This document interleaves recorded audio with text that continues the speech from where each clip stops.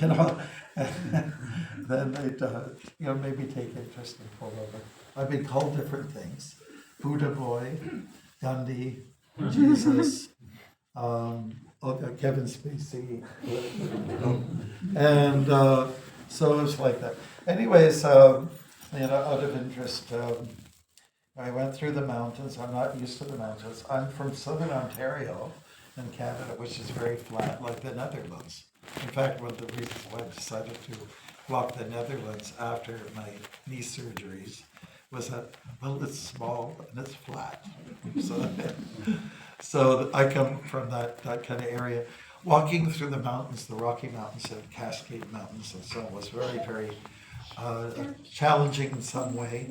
And the sun kind of shows itself at 11 o'clock in the morning, and then it moves over, and then at 1 o'clock it's hiding behind another set of mountains. You meet truckers all along the way. There was this one particular guy, and he kept, every day I'd see him. He was running a route in British Columbia. And every day he'd roll down the window, Hare Krishna! And I'd wonder, who is this guy? And finally he came out, and he stopped the vehicle and came out to see me. And he was a Russian fellow. And he said, "Hey, I'm seeing you every day. Guess what I got in the truck? That magic weed." No. So it was just nice to make friends along the way. Once I got to Alberta, Calgary, where there's a lot of oil in that particular province. I was thinking here it's very conservative. They're all heavy cow eaters and things like that. But, you put your judgment on people, and this happened to me when I walked the United States too, the big Midwest, where it's cow ranchers and all this kind of thing, like cold people. But I found out they were God-fearing. They're more into family. I changed my attitude towards them, even though I didn't prescribe to their kind of eating, But anyways, to each his own. You've got, what I've learned from the walk is, you've got to just see, but there's the spark for everybody. You can't be too judgmental and feel that I am greater, I'm superior. It can't be like that. In fact, one of my favorite verses from the Bhagavad Gita, the ancient book of wisdom, that Krishna speaks to Arjuna, Vidya Vinaya Sampane Brahmane Gavahaschini Shuni Chaiva Swapakicha Pandita Samadarshina, which means that try to look at everyone with an equal vision.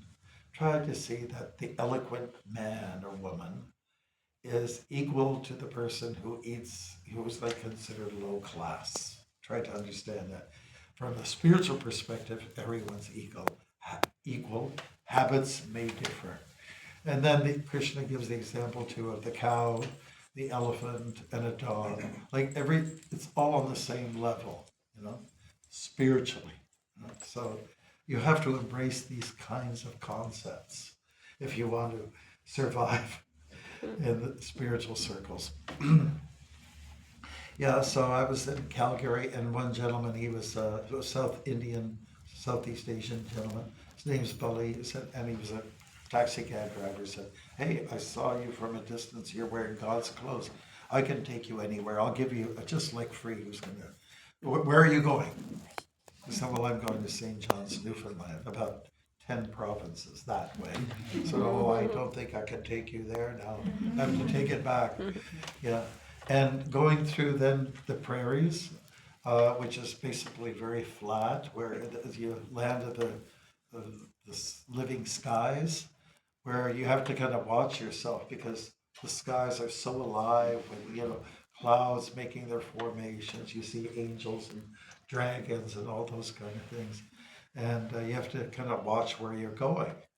There's one fellow who pulled over, and he said, well, this is in Saskatchewan, like right kind of in the middle of the prairies.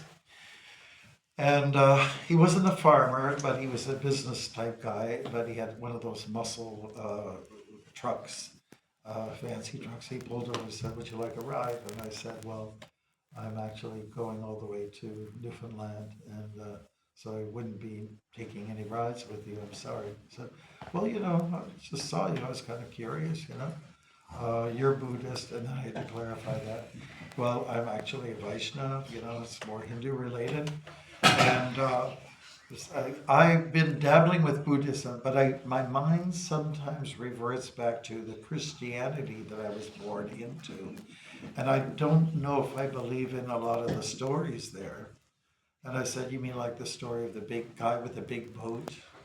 And he brought in, like a male and female giraffe. And same thing with the elephants and the anteaters and all these things. I'm not sure if I believe that story." So, well, if you think that there's far out stories in the biblical teachings, you should read our books called the Bhagavatam. They are so out there. But if you want to accept that the stories are mythical, fine. But what you have to capture from any myth, any story, from whatever genre it takes, is that realize that it's the essence that you must grab. You must grab what's the real story, what's the heart, what's at the core of the story. And in our tradition, we believe the core is something called Bhakti. So, and what is that? Bhakti means like a deep devotion or deep love for the world and for that essence of the world, which is the source. Sometimes people don't feel comfortable with the word God, so I say, source or the supreme.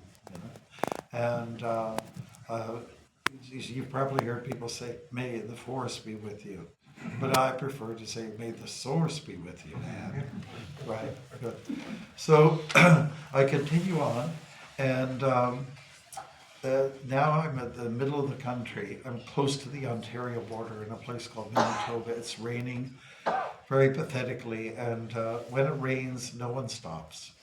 The people don't want to bother. I had that experience in Ireland too. I like Irish folks, and it was very hard for people to stop because it rains all the time, and I had to have an umbrella all the time. In fact, I remember one day the sky was clear, and I was traveling with two other brahmacharis, monks, and I came out of the door and said, "Hey, Prabhus," and said, what, yeah, "The sky is clear for once," we got some sunshine.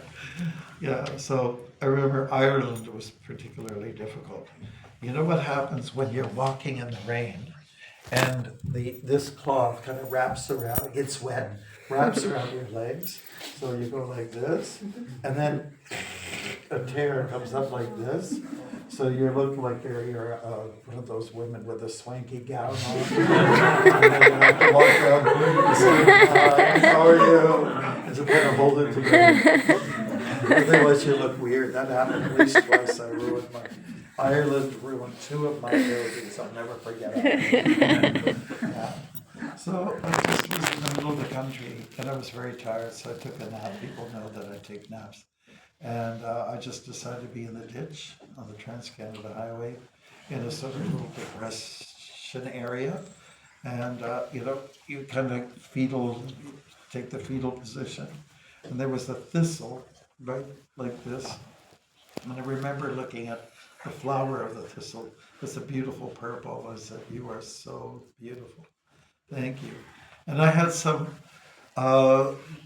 let's say, some deep thoughts. Okay, whatever little bit of cash we had, I'd let Dave be in charge of it. I didn't need to hold on to it anymore, let him have that worry, that problem. And I was thinking a little bit about all the gossipy stuff that was going on before. I said, I hope that I don't have to go through that kind of stuff again. But I'm just here. I'm detached. I don't own anything. In fact, we didn't have much cash at all. I don't own anything. So let it be.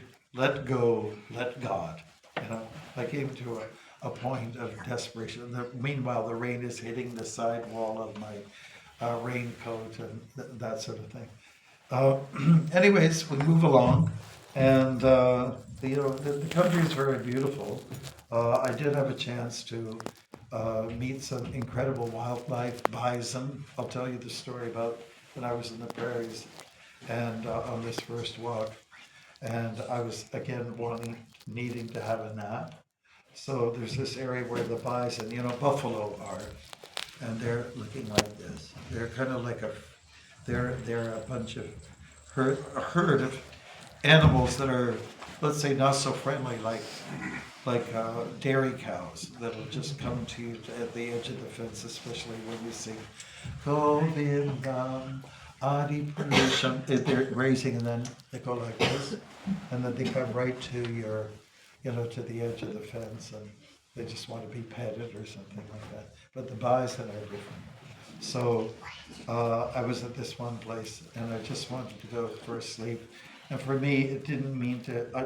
It wasn't a problem to hit the dirt, just with my face right on the dry dirt, and just go for a sleep. So this whole herd was really close to me, and they were looking with incredible penetration. So I was standing up near them, and I decided I'm going to go and lie down. I went down real slow, and they're watching me like hawks. And then I made a little jerk like this, and then that triggered the alpha male like this. And then he just made a turn, and they all pulled. They went over the hill, and it was just dust lying in the air. But it was so magical, magical moments. That might not be sensational, but when you actually are close to these big, beautiful creatures and they respond somehow very instinctively, it's one of the most incredible things ever. Yeah. What else? I went down to southern Ontario. When you get to North Bay on the Trans-Canada Highway, I decided I'm going to take a left. And that means going into the southern region where most of the people in Canada live. I would go down memory lane. I would go through the towns where I was raised. And I got into the newspaper of the town where I was born, Chatham, Ontario. And it's like a big deal going down memory lane. And when people read their paper, that was in those days. People don't read papers anymore. In those days, they did. And there he is. That's him. He's in the newspaper. He's right there. And then they honk door, kind of like a support honking. Also, sometimes the radio, we do get into radio studios. When I say me or we, I would, and my support guy would make all the contacts. When a journalist would come out sometimes, they would ask all kinds of questions. They might record it. They might have a pen and paper. And oftentimes I was the habit of saying, so we started at 4 o'clock this morning. And we? What do you mean we? Where are the we? I only see you. So me and, like the super soul, like God in the heart. You get over that sort of thing. Oh, okay, all right then. They like the stuff like this. I'm doing this walk as a friend raiser, not as a fundraiser. Because a lot of people do fundraising for like marathons. It's a friend raiser. I like that. I'm going to use that in my article. It was good for me to walk because I always had this angle of like I had an attitude towards journalists and people of the media who puts strong opinions against people like us because we suffered in some ways in the early days. People didn't understand us. But when scholars, theologians, and yoga teachers, and especially the diaspora, the Hindu diaspora, when people came in, immigrants came in like crazy, they'd back us up. This is an old tradition. What are you talking about? It's not a cult. What are you talking about? My ancestors came for thousands of years We've been, honoring Krishna and chanting mantras way before Jesus ever came onto the scene. So we got all this support and backup. And it was just nice to overcome my fear of dealing with the journalists. Another thing that I learned is what grows out there that's wild that you can put into your curry. And there are lots of wonderful things. You start to realize, wow, the whole world's like a grocery store. I can buy my produce. I don't even have to buy it. I just have to harvest it. So we got into making really fantastic, of course, the potatoes are from South America, transported many years, hundreds of years before. But you get cattails, you get all kinds of things like fiddleheads, wild sweet peas and things, and you make like a sabji out of it, and you put in a little bit of like a haldi in there, which is that yellow powdery stuff, good as a blood purifier. Humans supposed to cut the gas a little bit, all kinds of things like that, and coriander, and mix it in, and you have the best meals of your life, and it's all coming from God's garden, So those are the things that we learned along the way too. If you're ever thinking about doing major marathons, I'd say you will get tired. You will have to deal with the heat. We do have heat in Canada. Everybody thinks we live in an igloo and there's only polar bears around. No. We get hot weather. And we have lots of lakes. So it's nice when you get to the middle of the country, there's all these great lakes. So you just dive in. And it's everywhere. I kind of look at the canals when I've been walking here. It's our second day. I said, should I or should I not? And I have come to the conclusion, I should not. And it's just a great adventure out there, and you meet all kinds of nice people. Some of the people are very indifferent. They're driving, and they see, what was that? Not sure. Okay. And some people are very favorable. And once in a while, you get folks who are not favorable. We have what's called a redneck dynamic. And for instance, I was walking through this one town, and a guy in a convertible, like a red car. People who are in red cars, they've got an interesting character, personality, always. So this guy's, get out of town, like some cowboy, Get like a John Wayne, get out of town. And then they, like a coward, then they pick up speed, they slow down to make their message. So I felt kind of hurt, and I felt very defensive. I said, who are you? So I thought that if I meet him somewhere down the road, I think, by the way, you did say something to me, didn't you? Well, you told me to get out of town, right? Well, I wasn't thinking about staying in your town. I was just walking through your town. It's not worth staying in. I could insult him. I could get on his case and throw back the same energy. But I learned, no, I shouldn't do that. By the time I got to the East Coast, there was someone in a red pickup truck. Red is an interesting color. He rolls down this window, and like in India culture, you have this, mudras. You make all kinds of, just this means a fish, something. Well, in Canada, they have a sign language with hands, and it's not very developed. And so the finger went up, and then the guys drove off, rolled down his window, and I thought, coward. And but I had to kind of reason with him and say, I shouldn't get upset. I just shouldn't get upset. In fact, I feel he's insecure. That's why he's doing it. I don't have to be insecure. I don't have to follow his trail. I don't have to do that.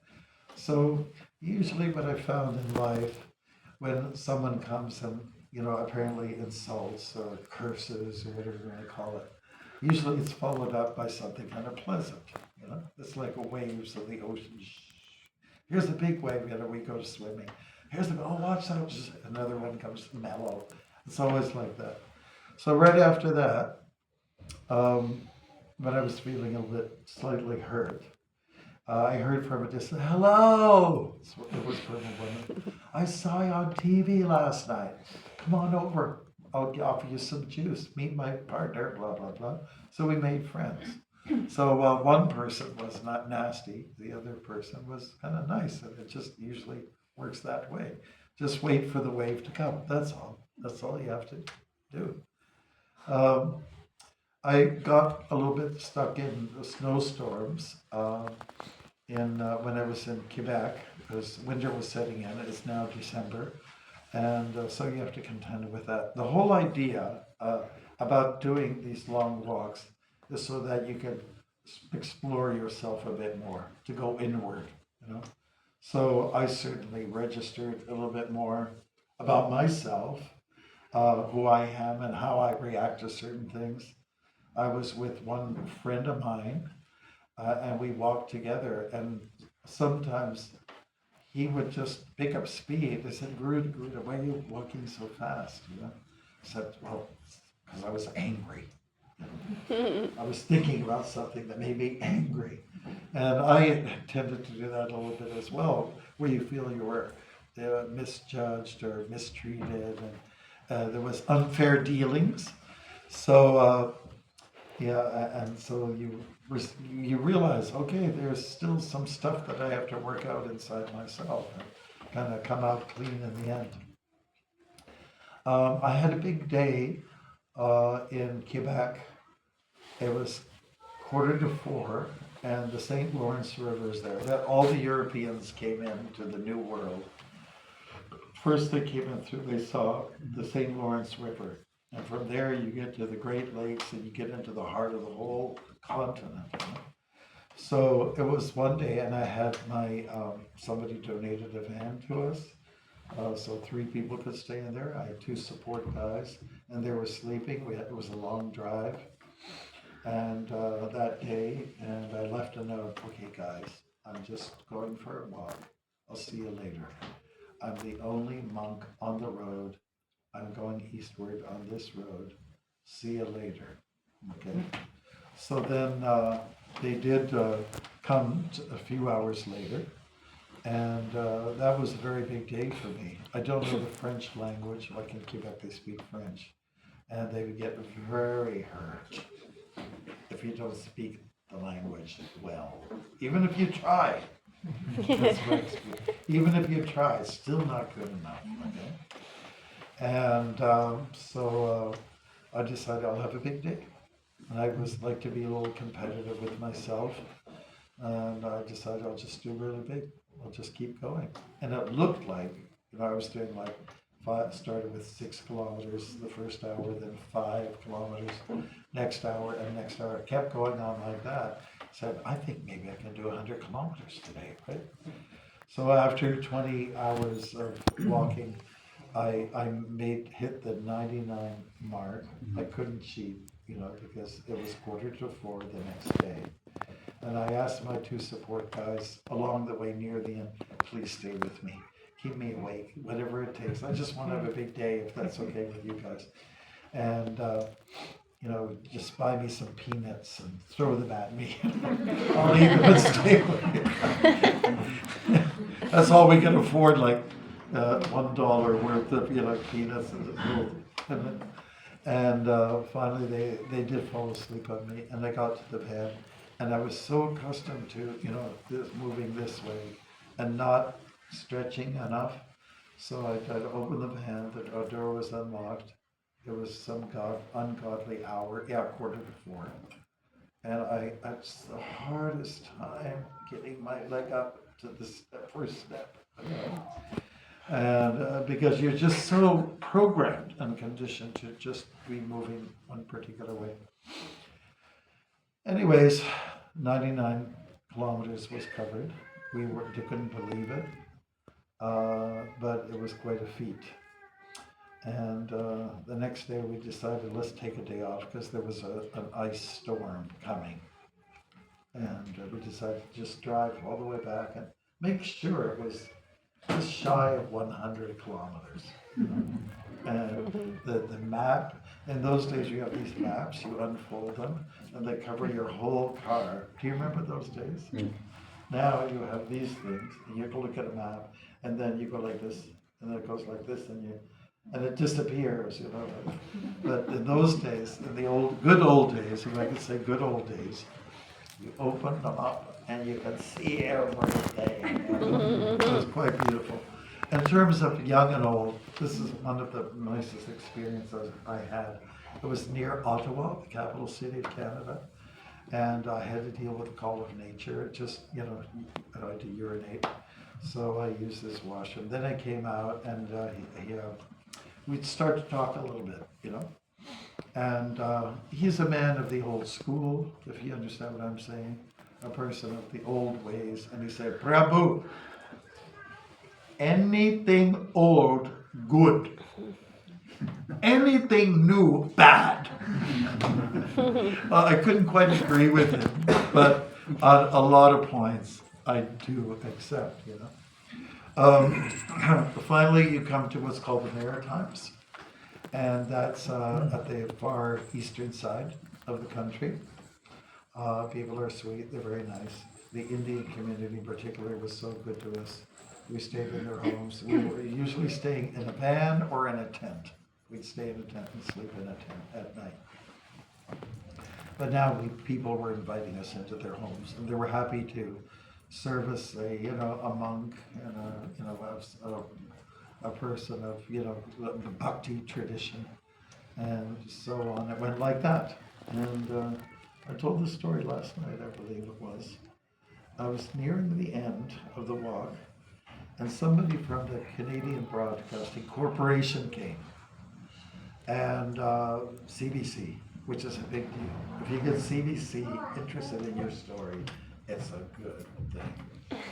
So she came and she asked, so Swami, she had a tape recorder, those old relics, should be in the museum. And she said, when did you start your walk?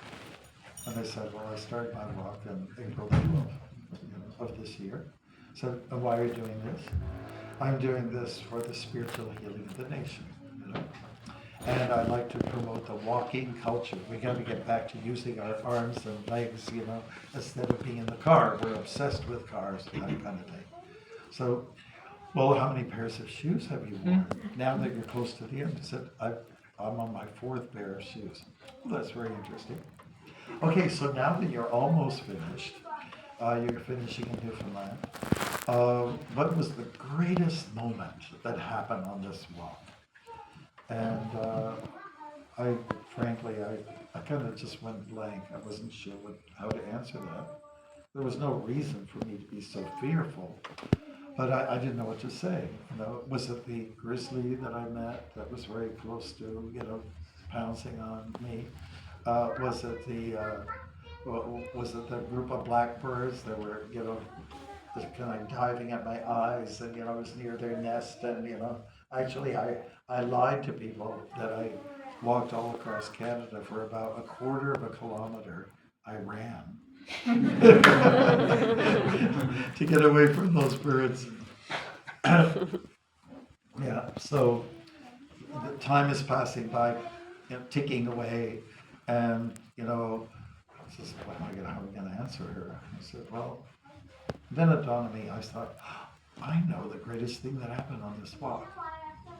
You're standing in front of me. You're asking me this question. What is the greatest moment? And I'm standing here looking at you, trying to figure out what my answer is. That's the greatest thing that happened on this walk. And she said, oh, I know what you mean. Being in the present, living for the moment. Yeah, so it was precious. And finally, when I got to the end of my first walk, I decided, it didn't seem like the walk was finished. I said, I have to do this again. I have to come back sometime later, start at this finish point, and go back the other direction. And then I did 2 more times after that. And after Canada, I thought, let's do some other countries. I have a good friend, his name's Burgos. He's in Ireland. And he walked with me for a little bit. And his big toe, the nail of his toe just fell off. So he won't forgive me for this up to this day. And, so other countries, Ireland was very wet. Israel was very dry. Guyana was extremely humid. You go through everything. And praises and also curses. You have to accept it all, take it all in, and learn the art of vairagya, detachment. That's what these long walks do.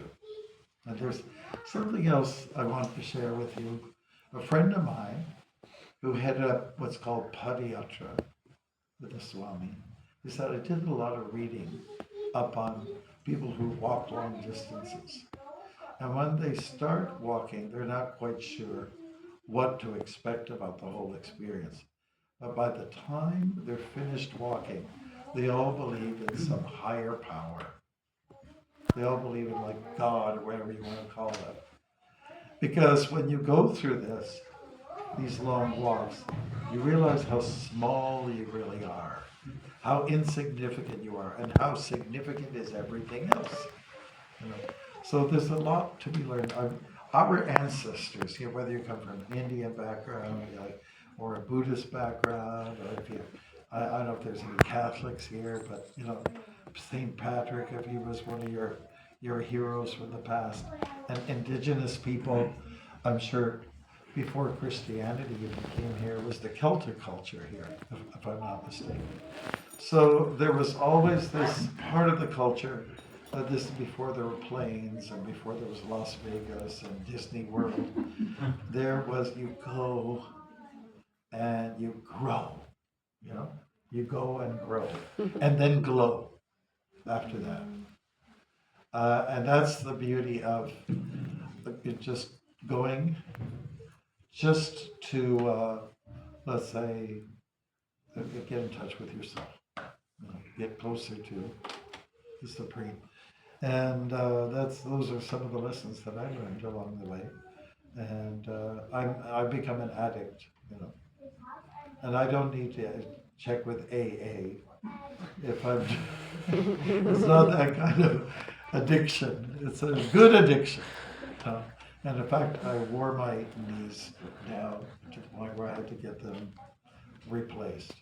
And this is my first walk after these surgeries from 4 years ago. And so I need your blessings. If you can give me that, you can be like this, or you can do this. Take the right hand. So those are some of the stories I would want to share with you. And we can certainly leave some period for any questions you may have about our lifestyle as a monk, as a Swami, or as a long-distance walker. Anything like that is okay. But I just want to say, like one fellow who was a corporate guy, he pulled over in Ohio when I was walking there and said, okay, I see you're a monk. Okay, and I could feel his energy. Tell me something good, then I'm going to go. Okay. And so I said, okay. So, give me some wisdom. And I said, well, here we are. We're in the human form of life. If you've got a human body, you're meant to walk. That's number one. Number two, because we are humans, we're meant to cultivate our insides, to go inward, to discover yourself, get your true identity down. And from that, learn that service is the highest activity in the world. So I said, that's really good stuff. And they gave me a $20 bill. So there's a lot of things to be learned from marathon walking. And there's the famous Camino de Compostela, which runs through France and Spain. And I did a little bit of that. And a lot of people are crazy about going on those trails, and because you come out, for a lot of people, they come out like born, almost like reborn. And so, yeah, and it's not about money, it's about simplicity that does it. In fact, has money ever made anybody happy? Temporarily. Temporarily, okay. Yeah. And of course, we're not against money. It's the great goddess Lakshmi, but it's just how you use it. How you use it. Okay, so any questions, practical, spiritual? I'm open. Gentleman in the back. So when you walk, what do you think? Like what do you think in your mind? Well, yes. What I do is the first time I walked across Canada, I'd be doing mantra meditation for 8 hours a day. 8 hours. Second time through, I thought I'll do something a little different. I was using my beads, though, by the way. I just, for the first 3 hours, I'll chant, and I don't want any disturbance. Don't bother me. If a bear was to come at me or something, stop. Listen, I'm finishing my 3, and I'll deal with you after that. No, I'm just being light about it. And then the rest of the time, you just kind of let your hands flow freely, because I realize that if you keep doing like this with your beads, you're going to start hurting here, and your sciatic and everywhere. So you get that free flow going, and like there are some phrases, segments of the Bhagavad Gita that always talk about God as nature, nature as God, I'm the taste of water and the light of the sun, things like that. So you start to see this for your very own eyes of what this all means, because you're in it. You're in it. And you start to develop a sense of seeing divinity, sacredness in all things, all around you. And the best thing is in nature. And I was mentioning to some of you this morning when we were walking, when I did these marathon walks, I never got sick. I never got sick, not even a cold. I never got sick. So you're walking so many hours and you think, oh, all this exposure, but you build up a robustness, a strength, immunity towards it all. I became very convinced that, if you want to say God's on your side, when you walk, God's on your side. And it's because you start to see sacredness in all the things around you. And you are put in awe how beautiful it is and how ever-changing it is. So a normal person will spend time, maybe 33.3%, on living in the past. The other 33.33 future, my project, what I'm going to do when I finish this walk or whatever. And another 33.333 would be, well, that was pretty dramatic. Okay. You think about the present, what's going on right now in your head. I think that just comes natural. And living in the present is really important, and you have to try to develop that. That's called sattva guna. It's the energy of thoughtfulness, the energy of lamentation and hankering is very much in rajagun, the mode of passion, restlessness. And then you have that energy with living in the past, always thinking about, she did this, we were so close, and then she dropped the relationship, whatever. Okay. And then your heart is broken. You can't spend much time, shouldn't spend much time there. So that's the energy called tamagun. So what are you thinking about? A host of things. But you really start to appreciate nature. more and more. Even being fatigued is also, that's spiritual. Find a place to take a nap, that's spiritual. You know, go into the water, swim like a fish.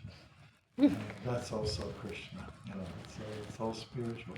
So just, there's nothing selfish about this walk. Or maybe I should take it back. Very selfish. Because you're walking for yourself. You're walking for your inner development.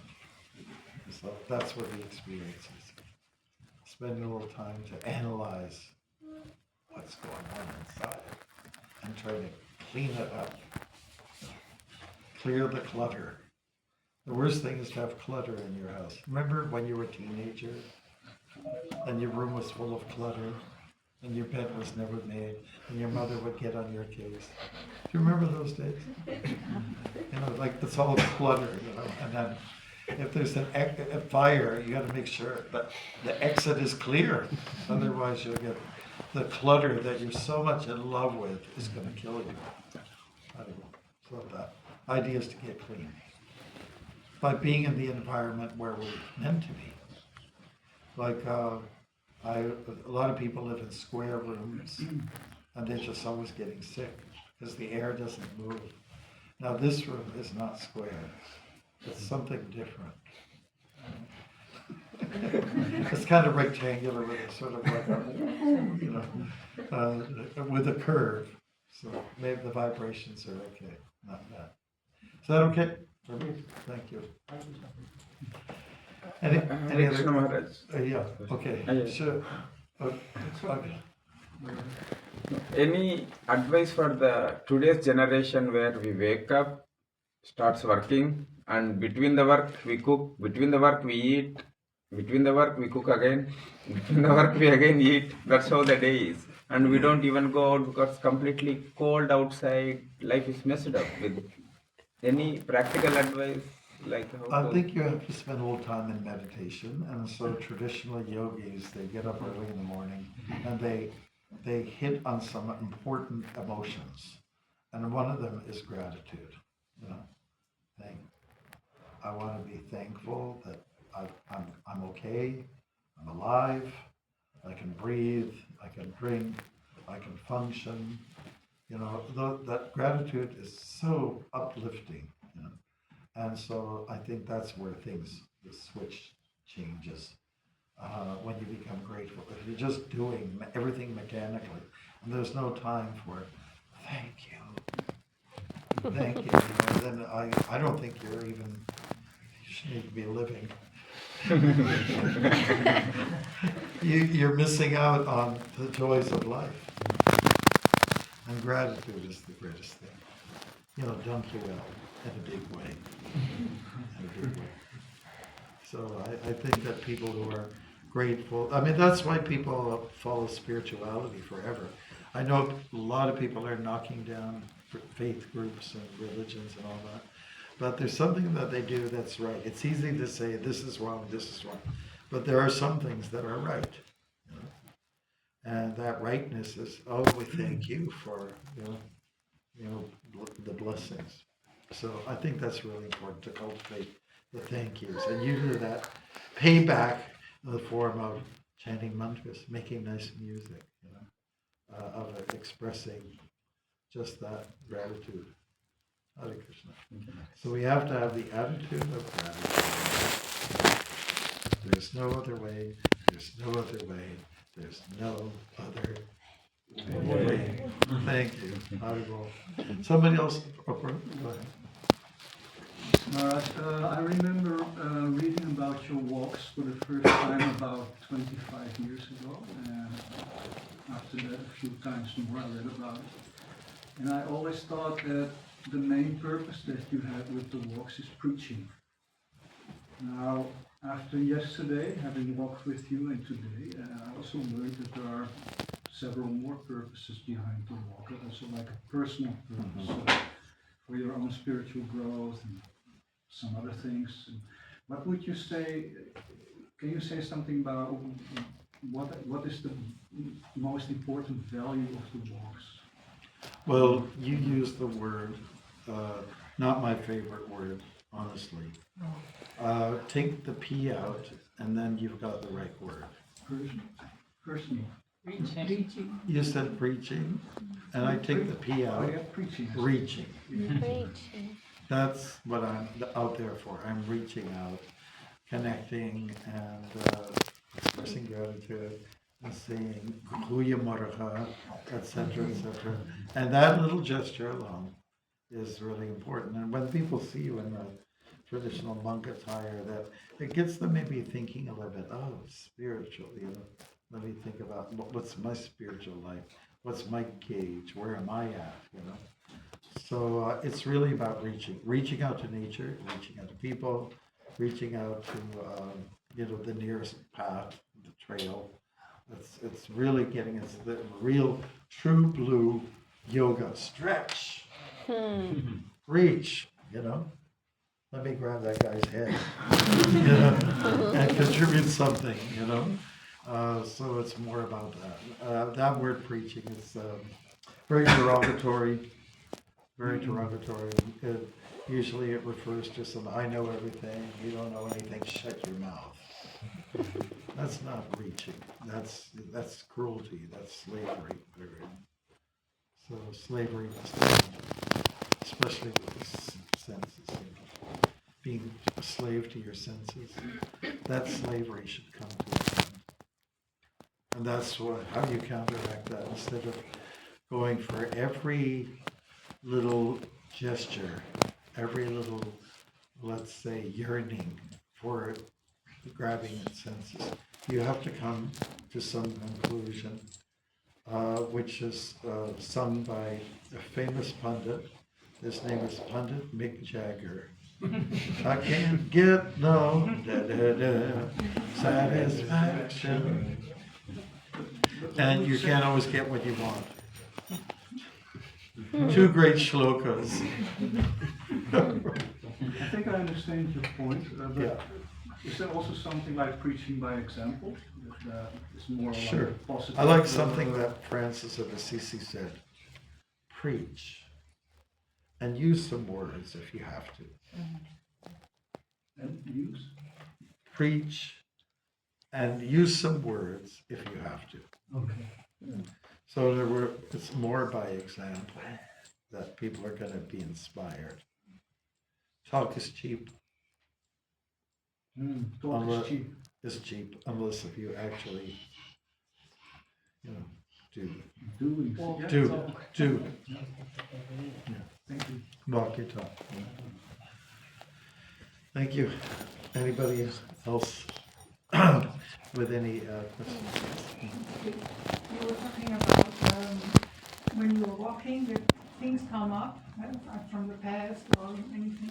And is it then ever a moment that they're not those emotions, and I can imagine as you were already a spiritual life before you started these walks, so perhaps it's a lot more quiet in your head than in the average out of us. Okay, let me try. Then we're always wrapped up in some kind of feeling, some kind of sensation, some kind of emotion, and some of it is detrimental, some of it is not. I find that people who lament a lot, they're living in the past and they're always in the negative. And they're probably the ones that are going to get the disease most. They don't have any resolve, resolution in their mind and in their heart.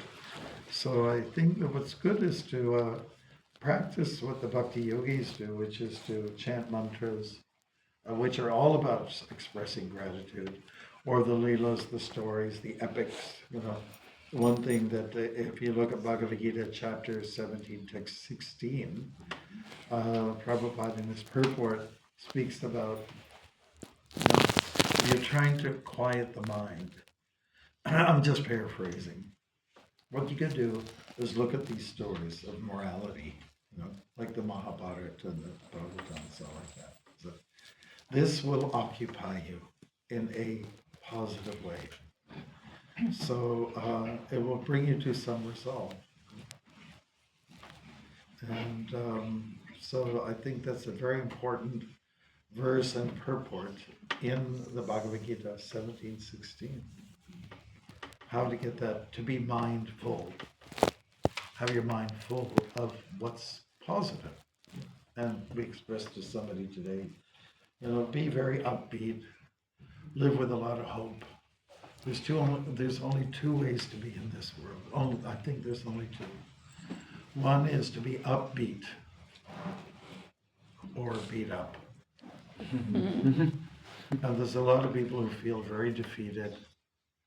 Oh, because of Trump this, and because of this, that, and everybody wants to blame everybody for your woes. Well, I would say count your blessings. Think in the mode of goodness, sattva gun. What is going right?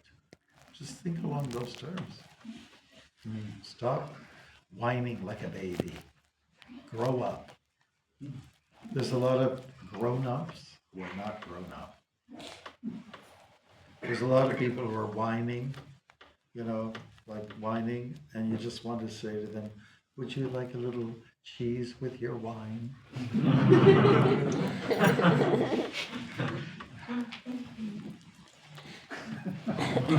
I think what's really important too, just to develop a positive outlook on life, is be connected to a community. It's like a family, right? So what the attempt that's going on out there is to alienate everyone. Be by yourself, and then you're very vulnerable. We're just after your money. That's all. That's all we care about. So there's strength in community, family, all those kind of things, and sharing. And that's what, in the world of consumerism, they don't like it. They don't like it. May I ask another one? Sure. If you want to start with that walking, what would you advise? I think Start like a major walk. To become in the flow that you're talking about. Well, I guess there's two ways to go about such a thing, such a project. One is to do it like a hermit. You don't have to tell anybody. You don't have to report to anybody. Do it by yourself. I would think that maybe that's a little dangerous. You will be thinking and you'll be overthinking, and that's very dangerous. You might be in your thoughts go down the wrong alleyway. Well, I feel it's better just to make it a group effort. Somehow get some people to join you for a bit here and there. Go to a resting place, hostel up is somewhere, and let people know, share your stories with people. And if you start just small, because I like walking and getting the flow with Yes. Yeah, everything. 3 hours a day, or just imagine that you do it in a weekend. Or... Well, I just think walking, because it's natural. If everyone did, just start off 1 hour walking every day in the morning, how the medical bills will go down, how you'll have a positive outlook on life, how you will be kind of doesn't matter the weather, just whatever the weather, wherever the weather, just go in there and just plow through it and learn detachment. Yeah, and you'll get to meet people. What's the point of being locked up in a box and you don't meet anybody? And then there's a screen there that tells you what you do. You do this, mesmerizing you, Better, the real life is outside, where the real people are. And the Netherlands is kind of nice because a lot of people are on bicycles. You can see their skin color, you can see their gender, the hair flowing in the air, and are you blonde or a brunette or. It's nice to have that as opposed to everyone in a car. And now the windows are tainted, dark color. You can't even see inside anymore. More and more, we're just becoming so individualized and so alienated from each other. We don't trust each other anymore. The headphones also. Yeah, headphones. Okay. Yeah, you could plop the thing down. Okay. Yes, headphones. This phone, that phone. Yeah. Yeah, most people just their main exercise is not like this. It's like this. I heard from a doctor that one of the biggest problems medically is that we sit too much. Yeah, That we actually, that's right. you say, block the blood flow. Yes, in the yes, body. I totally agree with that. Our bodies, you look at anybody, it's meant to move. It's meant to move, and it's meant to have a little break here and there. That's very true. I'm also guilty of it. Well, you're on a bicycle, so you're not too bad. Uh, You're on a bicycle, so here is pretty good from here down. But I'm worried about there's this, people on their bikes. Still sitting. Yeah.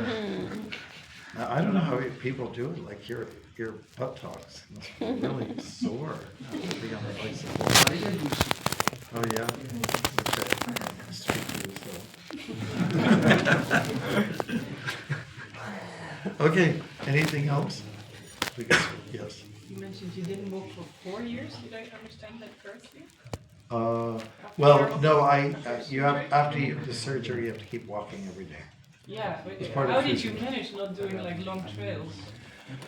Well, even between the long marathon walks, I wasn't always walking. I would put an hour and a half every day in what locality I was at. But the long distance is not something you do all the time. Yeah, it can wear you down. There's a fellow from the UK who's walking, he's doing 58 kilometers or miles, you know. He did all of the Americas, and then he went across the Bering Strait, Oh. went across Russia, now he's making his way to his home in England. So he's doing it to an extreme. My recommendation is don't be extremist, but do something reasonable. Walk every day. It's a blessing. Cars are a curse. One of my good friends is Ambarish. His name is, Alfred Brush Ford, the great-grandson of Henry Ford. And I told him once, I don't like cars, and I don't like what cars have done to people. And he said, relax, Maharaj, I don't like them either. So we've written a book, it's called The Saffron Path. I don't have it with me today, but I do have 2 poetry books, which I just borrowed. But The Saffron Path is in a box. Air Canada lost it. Now they're trying to find us to get delivered to us. But it will be available. If any of you are interested, contact